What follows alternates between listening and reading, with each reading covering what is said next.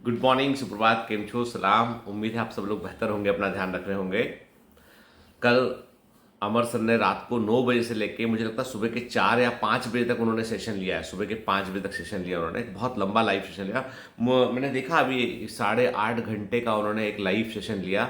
और कमांडोज भी गजब थे, मतलब बहुत सारे कई सौ बच्चे जो है वो प्रेजेंट रहे। मुझे लगता है जहाँ तक मैंने देखा था कि 600-700 बच्चे तो प्रेजेंट रहे हैं ऑलमोस्ट ना। लेट नाइट कितने थे मुझे नहीं मालूम है, लेकिन आप लोगों ने जिस तरह का डेडिकेशन दिखाया, जिस तरह का आपने लाइव सेशन को अटेंड किया आपने, वो सच में रिमार्केबल है। और अमर सर ने तो बिल्कुल आउट ऑफ द बॉक्स जाके काम किया है। बहुत बड़ी बात है एक्चुअली ना, कि इतने घंटे का लगातार एक लाइव सेशन लेना, और वो भी उन्होंने 11th की फिजिक्स का पहला वाला बुक जो है वो कवर करने की कोशिश की। हालांकि कुछ छूट गया 2-3 घंटे का उसमें, जो वो कवर करेंगे आज। वो अभी तो सो रहे होंगे, तो भी उनको डिस्टर्ब मैं नहीं करूंगा। तो मैं चाहूंगा कि वो आज आराम कर ले। मतलब मैं, यदि आप मुझसे पूछेंगे सर ने कहा था कि टुमारो या टुडे या टुमारो, तो मैं बोलूँगा कि आज होली का दिन भी है और सर बहुत लंबा मेहनत किए हैं, तो आज सर को आराम करने देते हैं। छुट्टी के दिन परेशान नहीं करते हम लोग, ठीक है। और मैं उनसे रिक्वेस्ट करूंगा कि वो कल अपना जो है वो 9 to 12 सेशन लेके अपना जो बचा पोर्शन है 11th की बुक का वो पूरा कर दे। और उसके बाद अगला सेशन कब होगा वो भी आपको बतला देंगे सर, ठीक है ना। तो ये जो लाइव सेशन हो रहे हैं बायोमेंटर्स के अंदर, वो लाइव सेशन बेसिकली जो है इसलिए हो रहे हैं ताकि आप लास्ट मिनट सर के साथ रहकर आप रिवाइज कर सके और फिजिक्स का डर आपका कम हो सके।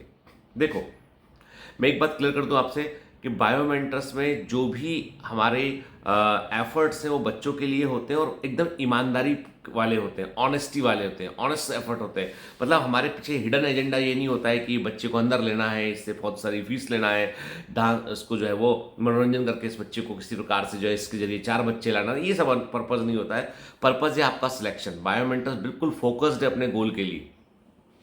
अमर सर ने, जबकि देखो आपको बता दूं, वो जो वो कर रहे हैं ना, वो ऐसा नहीं कि मैंने कोई बहुत इम्फेसिस किया हो सर ऐसा करो टाइप से, है ना। सर ने बोला कि नहीं, मुझे बच्चों से कनेक्ट होना है। बच्चों से मैंने बात किया तो मुझे लगा कि उनको कुछ कुछ हिस्से मुझे फटाफट रिवाइज कराना चाहिए, ठीक है। और ये फिजिक्स में बहुत जरूरी है। बायो में आप बोलोगे तो मैं बायो में इतना लंबा सेशन मैं तो नहीं ले सकता हूँ उसमें, ठीक है। मतलब मैं इतना लंबे सेशन के को बायो में नहीं ले सकता हूँ। हाँ, मैं कुछ सेशन लूंगा आपसे जिसमें मैं क्वेश्चंस करवाऊंगा, आपको बैठ के पूछूंगा, आप पढ़कर आओगे, मैं क्वेश्चंस करेंगे आप, ठीक है। इतना लंबा तो नहीं होगा, लेकिन हाँ 3-4 घंटे का सेशन हम भी जो है वो आपको बता देंगे कब सेशन लेने वाले हैं, कि वो करेंगे हम बायोलॉजी के अंदर भी करेंगे। और टाइमिंग में ही करेंगे ताकि जो है हमको जो है वो आपको भी पढ़ाई के अलावा जब जब आपको समय मिलता है तब आप उस हमसे इंगेज आप हो सके यहाँ पे, ठीक है। चलिए, ये तो बात की मैंने कल के लाइव सेशन के बारे में। होली का जो फेस्टिवल था, तो जैसे जैसे बॉम्बे ने आपको बताया था कि बॉम्बे में 7 तारीख को होली मनी है। पूरे इंडिया में आज 8 तारीख को होली मनेगा, ठीक है। तो बड़ी अच्छी सी बात की जो मैंने देखी है कि वो देखिए कि हम जब भी किसी फेस्टिवल को सेलिब्रेट करते हैं ना, तो बेसिकली हम एक समाज के तौर पे, सोसाइटी के रूप में एक दूसरे से कनेक्ट होने की कोशिश करते हैं। और वही कनेक्शन जो है वही समाज को बनाए रखता है, ठीक है। फिर हमने कल क्या किया, कल हमने सोचा चलो कि इंसान अपन तो होली मना लेते, सेलिब्रेट करते हैं। तो कल भारती ने मुझसे कहा कि चलो बाबुलनाथ मंदिर चलते हैं। तो यहाँ पर मुंबई के अंदर जो है सबसे पुराना टेम्पल, मुंबई के अंदर सबसे पुराना टेम्पल जो भगवान शिव का टेम्पल है वो है बाबुलनाथ। कहते हैं कि सबसे जो है वो एक बार जब तड़ित चालक जो होता है, क्या बोलते हैं उसको, आसमान से बिजली नहीं गिरी थी, तब तक वो सबसे लंबे शिवलिंग में से, सबसे बड़े मंदिरों में से एक था वो, ठीक है। कुछ हिस्सा उसका शायद डैमेज हुआ था जब बिजली के गिरने से। हालांकि बाबुलनाथ आज भी जो है वो मुंबई के अंदर इतना फेमस टेम्पल में से एक है कि पूरे इंडिया से लोग आते हैं वहाँ पर भगवान शिव का दर्शन करने के लिए। जब मैं मेरी एक आदत है कि जब भी मैं कोई मंदिर जाता हूँ या मैं कोई मॉस्क को विजिट करता हूँ, हाँ मैंने कई सारे मॉस्क भी विजिट किए। मैं इस्तांबुल गया, वहाँ मैंने ब्लू मॉस्क में गया बैठ के। तो मैं कहीं जाता हूँ तो मैं वहाँ पे यदि कोई फेमस चर्च है तो उस चर्च को भी मैं विजिट करता हूँ, मैं गुरुद्वारा भी विजिट करता हूँ, मैं मस्जिद भी विजिट करता हूँ, मैं मंदिर भी विजिट करता हूँ, ठीक है। हूँ हालांकि मैं हिंदू, ठीक है, भगवान को मानने वाला व्यक्ति, लेकिन मैं ये मानता हूँ कि ये सभी जो है वो एक का ही रूप है, इसलिए इनमें कोई डिफरेंस नहीं। तो आप कहीं भी विजिट करें, आपकी फ्रिक्वेंसी और आपको आपकी जो शांति है, जो जो आपका पीस है, इनर पीस है, वो सेम रहता है। ये मेरा निजी विचार है, ठीक है। अब जब बाबुलनाथ टेम्पल में जा रहे थे तो मैंने सोचा कि पढ़े तो सही कि कब कितना पुराना है क्या है, तो काफ़ी मैंने कहते हैं कि जहाँ पे टेम्पल बना है वो हिस्सा एक ज़माने में बड़ा जंगल रहा करता था मुंबई के अंदर, काफ़ी जो है वहाँ पे जंगली एरिया था वो। आज वो बीच शहर में, आज वहाँ पर यदि एक फ्लैट लेना हो उसके आसपास में तो उस एक फ्लैट की कॉस्ट 10 से 15 करोड़ रुपया है, 2 बेडरूम वाले फ्लैट की। 700 स्क्वायर फीट 800 स्क्वायर फीट का फ्लैट यदि आपको बाबुलनाथ टेम्पल के आसपास चाहिए तो उसके लिए 10 से 15 करोड़ रुपए आपको लगाने पड़ेंगे। ये कॉस्ट है आज वहाँ उस एरिया की, मुंबई का बहुत घनी आबादी वाला एरिया बन चुका है, पहाड़ी पर है। तो बाबुलनाथ की कहानी यह है कि कहते हैं कि आज से कई सौ वर्ष पहले एक सुनार हुआ करते थे जिनका नाम था पांडुरंग। तो पांडुरंग जो है, मेरे तोते बहुत बोलते हैं, ठीक है, और जो पांडुरंग है उनके पास कई सारी गाय थी। तो गाय का दूध निकालना और जो है वो अपना उस घी बनाना और उससे दही बनाना वो उनका काम था। क्योंकि क्या होता है कि सोने का धंधा करने में क्या था, रोज की इनकम नहीं होती, तो डेली इनकम के लिए उन्होंने गाय वाय पाल रखी थी। और उस गाय को चराने वाला एक चरवाहा था जिसका नाम था बाबुल। तो बाबुल जो है रोज जंगल में गाय को लेके जाएगा और गाय को चराकर जो है वो वापस लेके आएगा, कि शाम को सुबह ले जाएगा गाय को और शाम को चराकर वापस लाएगा। और अब दिन में टाइम क्या करे दिन भर, तो वो बांसुरी बजाता था। वो जैसे भगवान श्री कृष्ण बांसुरी बजाया करते थे ना, तो वैसे वो बांसुरी बजाया करता था। तो बाबुलनाथ जो बाबुल था वो गाय को चराने के लिए जंगल में कई सालों से वो ये काम कर रहा था। तो पांडुरंग जी की जो गाय थी वो सब चरने जाया करती थी। तो एक दिन पांडुरंग जी ने देखा कि उनकी एक सबसे अच्छी गाय जो खूब सारा दूध दिया करती थी उसने दूध देना बंद कर दिया।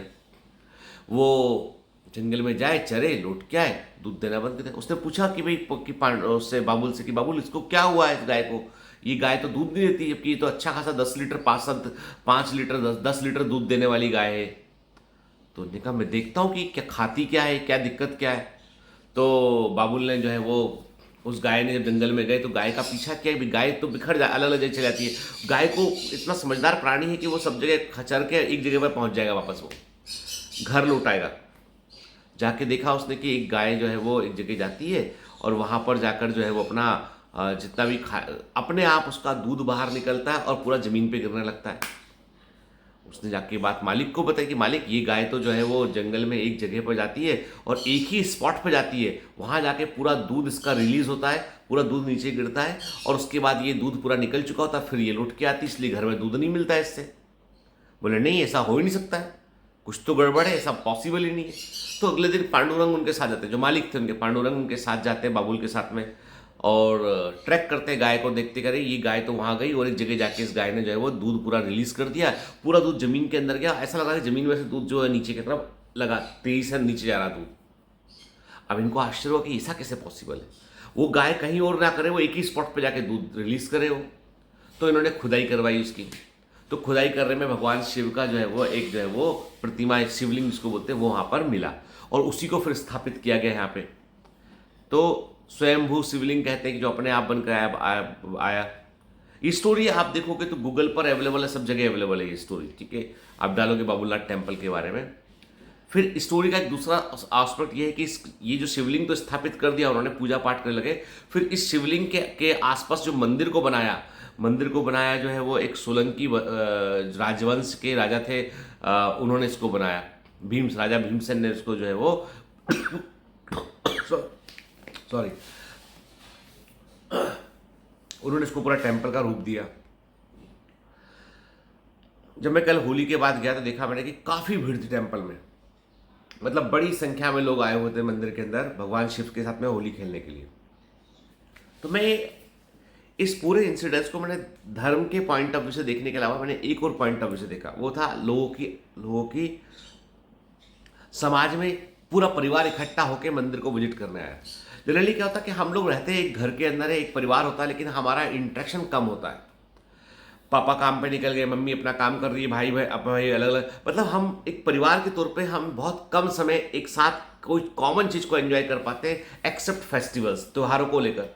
और जो रिलीजियस जो जो स्थान होते हैं वहाँ विजिट करते हैं तो पूरा परिवार एक साथ जाता है। तो मैंने देखा कल छोटे बच्चे, मम्मी पापा, बुजुर्ग लोग, वो सब एक साथ मंदिर में आए हुए थे भगवान शिव के साथ होली खेलने के लिए। तो ये कहीं ना कहीं ये सारी जितने भी हमारे कल्चरल थिंग्स है ना, ये परिवार को जोड़ के रखने का भी काम करते हैं। मतलब आज मैं बात जो कर रहा हूँ बेसिकली ये क्या बोलूँ उसको, मोटिवेशन तो नहीं बोलूँगा इसको, मैं यही बोलूँगा आपसे कि हमारा जो जो भी कल्चर है हमारा, जो हमने सहज के रखा है इतने सालों में, वो बहुत सारी वैल्यूज़ प्रोवाइड करता है। यदि हम ये सब चीज़ें मानना बंद कर दें, हम जो है वो त्यौहार मनाना बंद कर दें, हम जो है वो धार्मिक स्थानों पर जाना बंद कर दें, रिलीजियस टूर करना बंद कर दें, तो उससे क्या होगा, उससे जो है ना परिवार जो है ना उसका स्ट्रक्चर पर असर पड़ेगा।